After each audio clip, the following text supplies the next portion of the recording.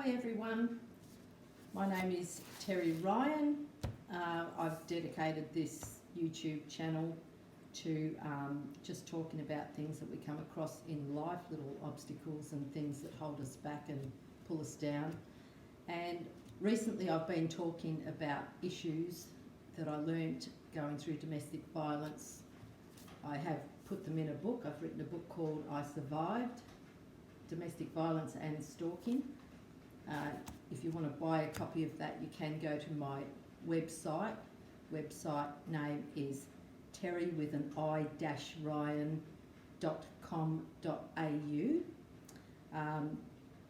If you go into that website, you will find a tool where you can buy my book. I also have a Facebook page called Terry Ryan Author, and you can go through that Facebook page and send me an inbox if you really want to, and I can arrange for a book to be posted to you. If you're in Australia, it's not going to cost you very much to have the book posted, $3.45. Just add that to $20 for the book, and I will post that to you ASAP. I do have plenty of books left, and recently I have been going through different topics on what I've learnt going through domestic violence. There was many things that I haven't added, and I realised this after writing the book. But this was one of the very important ones that I learnt. It was about the importance of finding and protecting your own identity. And I did do a little write-up on my Facebook page about a situation that happened to me when I was a young mum, when I was a teenage mum, and I went into detail over that. And I was talking about the lost generation. As we all know, most people know about the lost black generation. This happened between the years of 1910 and 1970. It was where the Australian government forced the Aboriginal children away from their parents and forced them into assimilation, which was quite an evil thing to do. And they put a stop to this in 1970 and made a public apology to the Aboriginal people, and it is a yearly apology thing. There was another less known stolen generation, which was the stolen white generation, and this was this happened between the years of 1946 and 1982 during the baby boomer and the Generation X period. I was actually in the Generation X period, and I was involved in part of this. It was where they got unwed teenage pregnant to-be, or mothers-to-be, and they actually forced them into adoption.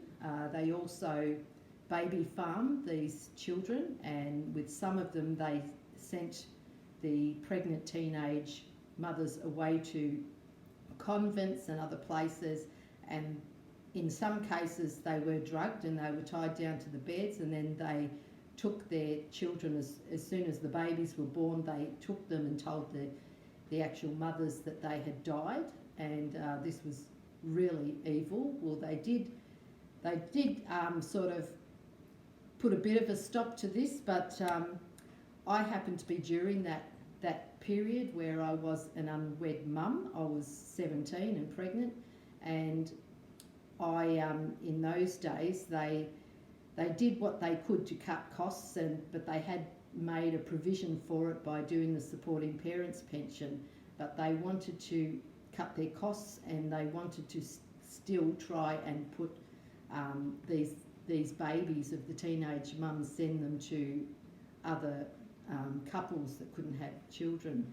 And so they set this principle up. They got the social workers to try and force the parents into signing over their unborn babies. I was one of these people. I went along to the hospital appointments when I was started from 4 or 5 months pregnant, and it was a compulsory appointment where you had to go and see the social worker. I wasn't exactly sure at the time what was going to happen with the social worker, but what it was a period where they were trying to pressure me into giving up my unborn child. And they did it by means of guilt, shame, fear. They used every trick in the book. When it didn't work at first, the second appointment that I went along to, they had a woman. The first time it was a man who was quite hard, and he ended up screaming at me to get out because I refused to sign the adoption papers. The second appointment, it was a female. She came on with a much softer attitude. She did it in a way of trying to coax me into it in a more gentle, feminine type of a way, which I refused also. And as time went on, they got more and more forceful, and every single visit I left feeling just distraught. I was distraught for days. I would go home from the appointment and be bawling my eyes out. I just couldn't cope. I was just left with all this self-doubt whether I was doing the right thing by keeping my child or not, or just weighing up the possibilities. The very last appointment I went to, I was about 7 months pregnant at the time. They ended up getting 2. They started to really get tough with me, and I had one that was softer. She was making out she was the sympathetic one, and then I had the man back who would be hammering me and being forceful with me. And the whole time I felt like it was the good and bad cop situation, and I was being scrutinised and put under like the white light treatment, with them trying to force me to sign these papers. And at one stage the papers were shoved in front of me, and he grabbed my hand and he put the pen in my hand and screamed at me to sign the papers. And after that, I wouldn't sign the papers. All I could think of was, if I was a child and my parents gave me away, I don't think I could cope with that, not knowing where I came from. And I realised even back then the importance of what your own identity and knowing your roots were. And I found, and since going through everything else that I went through the domestic violence and everything else, I realised how important it was for a person to know their identity, know their roots, that it's a very important thing. And I truly believe that we're put in this world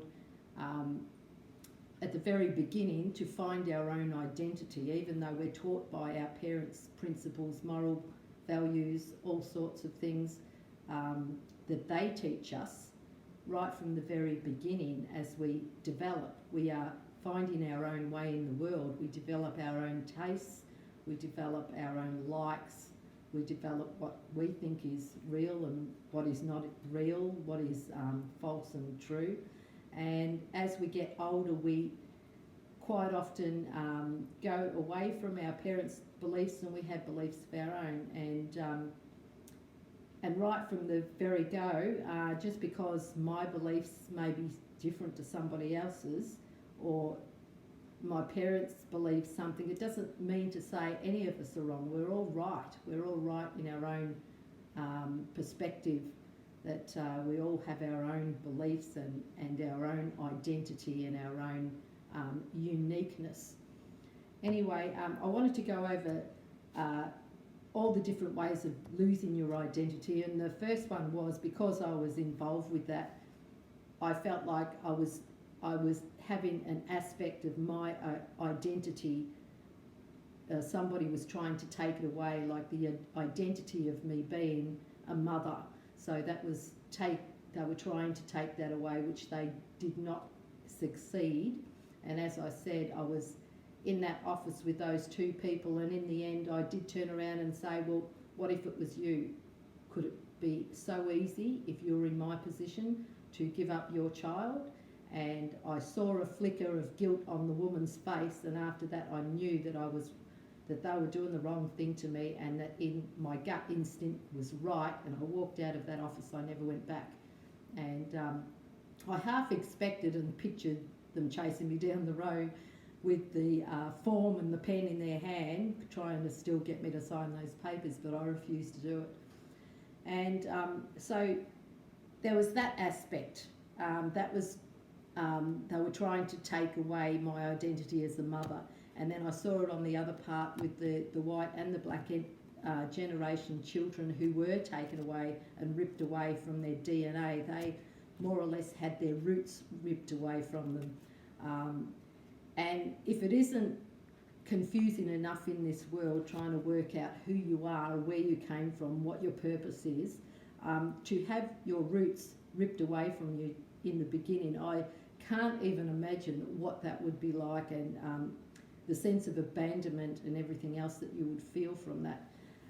So that was one thing I wanted to cover. Another way that we do have identity stolen, there has been aspects in the world where people have been murdered for their identity, because it could have been a brother or a sister or a friend or someone else. There has been crimes there where people have been murdered just so that the perpetrator can take on the identity of that person. It may have been because of money or because of status or because of something else. It may have been a love interest or something. So that's another form of identity theft. Another form is by fraud, like stolen product or copyright. We've heard of these cases where people have written a book or written a song or something, and somebody else has come in and tried to steal their work. So that is another form of identity stealing. Then we have another form by hacking, by PIN codes and passwords, and we see this all the time, being in the millennial age that we are, and we're constantly online and on the internet. We see it all the time, hackers coming in trying to hack through our emails and our social sites, or any passwords and thing to get into our bank accounts, and anything that they can choose, try to steal our identity and our money, or find out our contacts, so that they can also invade their privacy as well. So this is another form of identity theft. I had it happen to me once where I had my credit card, my bank hacked into, and there was $6,000 of credit stolen from my account from an Amsterdam site. And I was watching my bank account, and as I was watching it, day by day, until they put a stop to it and found the culprit and actually put a halt on my credit card, I was watching $300, $400, $500, and each time I was watching helplessly while somebody was spending my credit. And it was a very invasive, terrible feeling, seeing that your own money was just slipping away and there wasn't anything that you could do about it. Eventually I did get it back. The bank put a stop to it, and I had all that money refunded to me, but it was during that week I was very inconvenienced. I couldn't use it, and that was another form of identity theft. And then you've got the identity theft with religious cults and things, where laws and everything are put on you, and you are forced to stop believing what your moral values are and your own truths are, and forced into believing a cult type of religion, where they would tell you that if you don't believe this, you're not going to live. And this is a form of cultism, where they force you to believe something by fear. They put fear into you that if you don't believe this or you don't do that, that you're not going to live, that you won't survive when your body dies. And anything to do with fear is not out of love, and I honestly believe it's not godly. Anything that has to do with fear and punishment and suffering, I truly believe that's not what God's idea was in the beginning. This is, once again, this is my truth. It might not be anybody else's truth, and we all have our own truths, and that my truth may not be the same as anybody else's, but it is, everybody's belief is important to them, and that's their truth.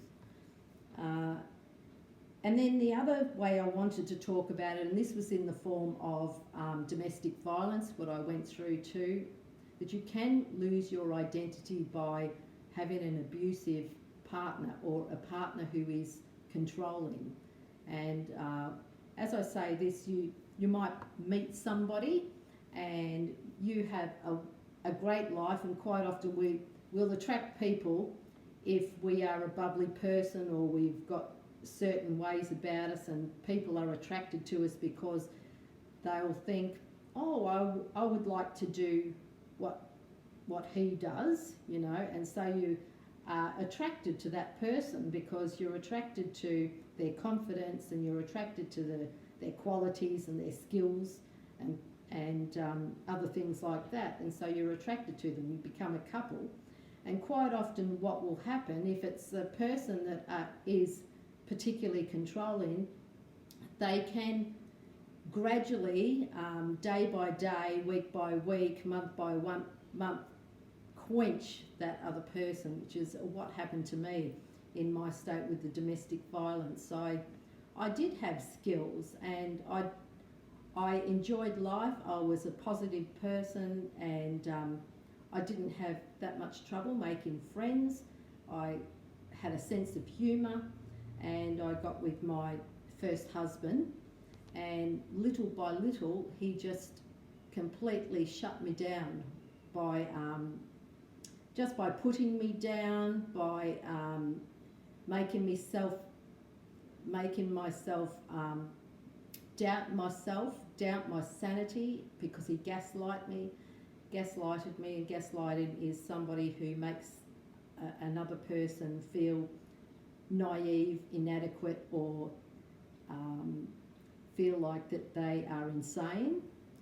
And I was constantly told that I was vague and everything, and in the end I turned out to be a shadow of myself, and what I did have, the qualities that I had before, were robbed from me. And the only bit of relief that I had, or the only bit of control that I had, I would lose weight, and I was a very good Weight Watcher back in those days. I was a very good cleaner back in those days, because these were the only two things that I felt like that I had any control over, and everything else was robbed from me. I was like, my own identity was robbed from me, and you'll quite often see this in many situations. You look at couples in the world, and quite often you'll see one that's a very controlling one, the other one will be very timid or keep to themselves, and quite often there is sometimes an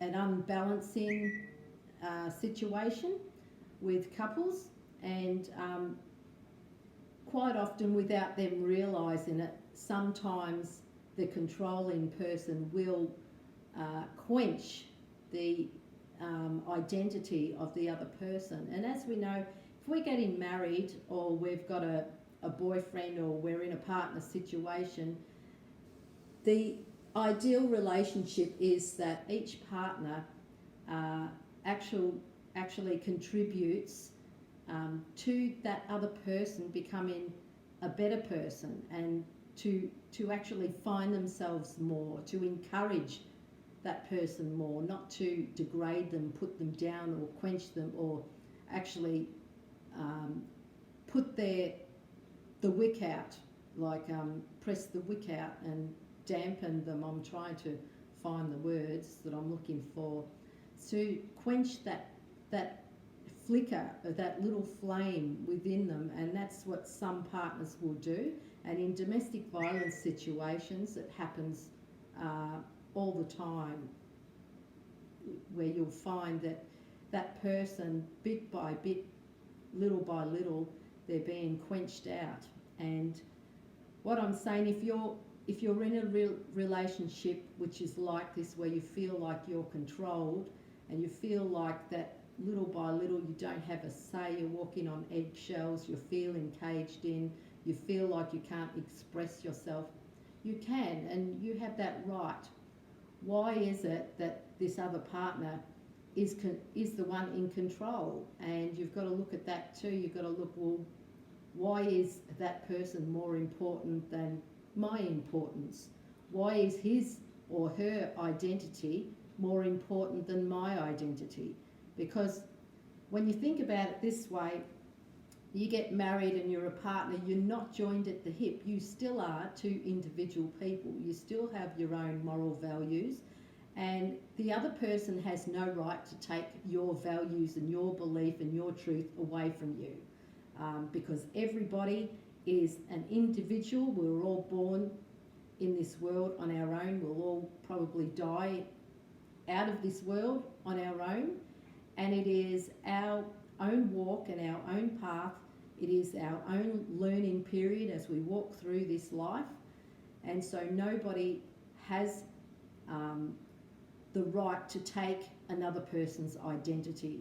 You've got to protect your identity, and your work during this life is to learn more about yourself, learn what you can, whether you're capable of doing greatness, and that's what a partner should bring out in you. They should bring out in you and encourage you to be the best person that you possibly can be.